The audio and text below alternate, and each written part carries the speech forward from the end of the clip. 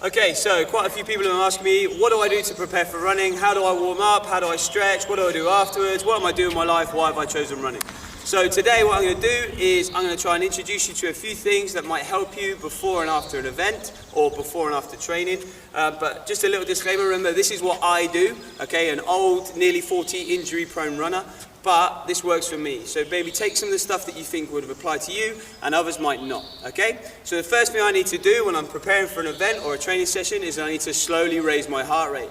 And I can do that for a nice social run. Get the person next to you, have a little run around, normally for about 5 to 8 minutes, okay? But you should be easy enough that you're able to hold a conversation. I don't have any friends, so you're just gonna have to assume I've done this already. So what that does, it raises your heart rate ever so slowly. I'm not going to show you me running around for 5 to 8 minutes because that's very, very boring. Much is probably listening to me talk, but what we'll do now is we'll move on to some stretches you might do before the race. So once you've done your little warm-up, your social run, then what you want to do is you want to do what's called activation, or engaging the muscles you're going to use in your race.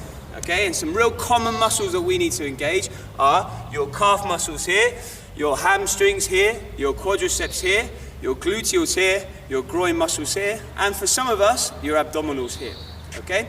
So if we engage them, get them firing, get them pinging, then what we can do in the race is we're less likely to get injuries, we're more likely to be able to run faster, and we're less likely to fatigue in certain muscle groups. So what we'll do is we'll work from bottom to top.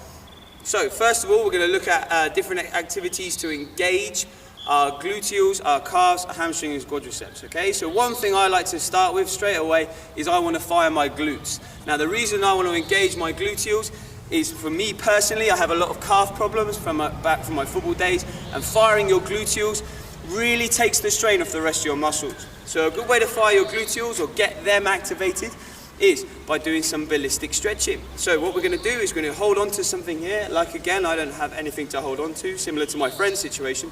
But what you're going to do is you're going to be raising the leg and swinging it back. Now notice how the leg goes back past my hips, okay? So it's coming up here. And that's because it gets my glutes firing, okay? Some of you will be able to kick higher, both back and front, okay? What you want to do is do about 15 on each side, change over, and repeat as you need. I like to do about 45 to 60, depending on how I'm feeling on each side. Once you've done that, or once I've done that, okay, what I then want to start doing is doing some activities that are going to start firing the rest of my muscles. So what we're going to look at to start with is we're going to look at some mobility or some dynamic stretching. So a good one I like to start with, just to get the quadriceps hamstrings firing, is doing some step out lunges, nice and steady.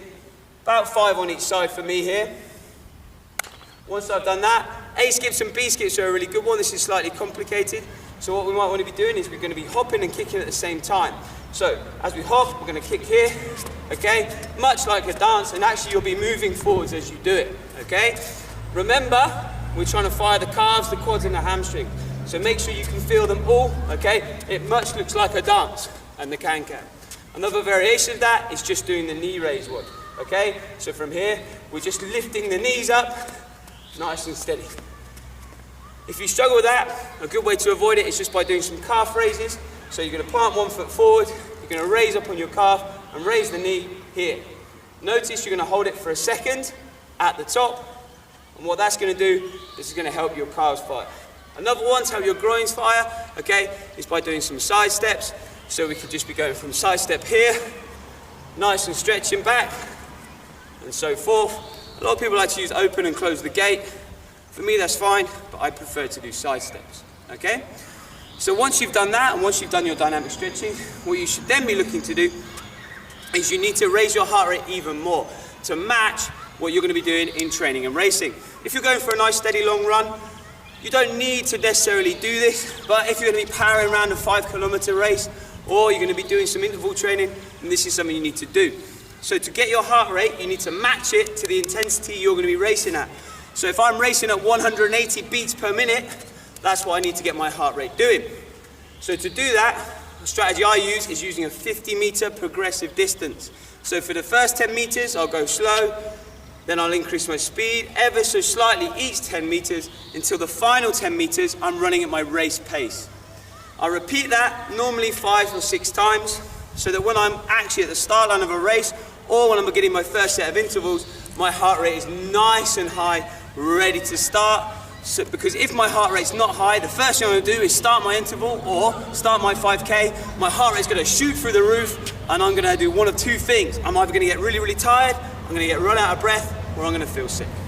So, once you've done that, and once you've done your progressives and your dynamic stretching, you should feel ready to race, okay? You might want to spend more time on less nervous.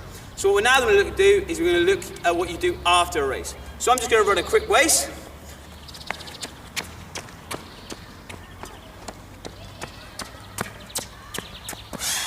Brilliant. So I've just done 5K, okay? Here's my trophy. Traditionally, I win every race I ever enter. So after the race, what I want to do is I want to make sure that I recover any damage I've done, and I want to make sure I'm ready for my next session or next event.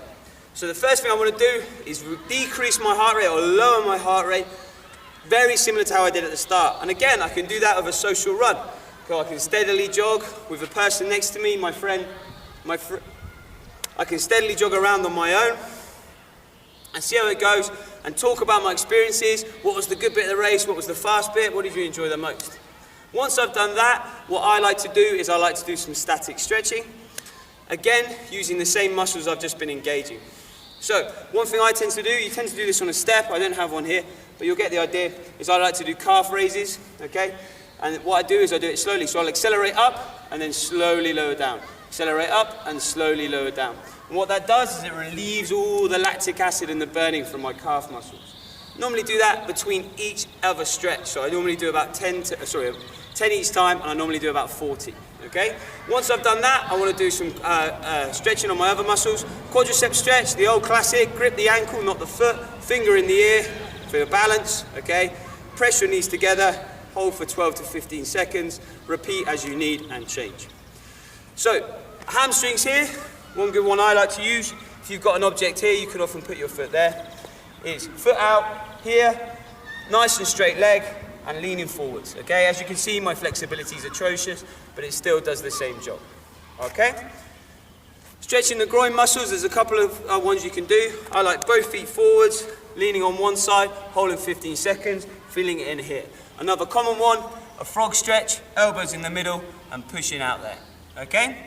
So once you've done that, you should feel a little bit more recovered, and you should be ready to train the next day, and the next day, and the next day, but not the next day because you need a rest. I hope that helps. As always, I'm here for any questions you may need. Good luck in your next event, and enjoy your training.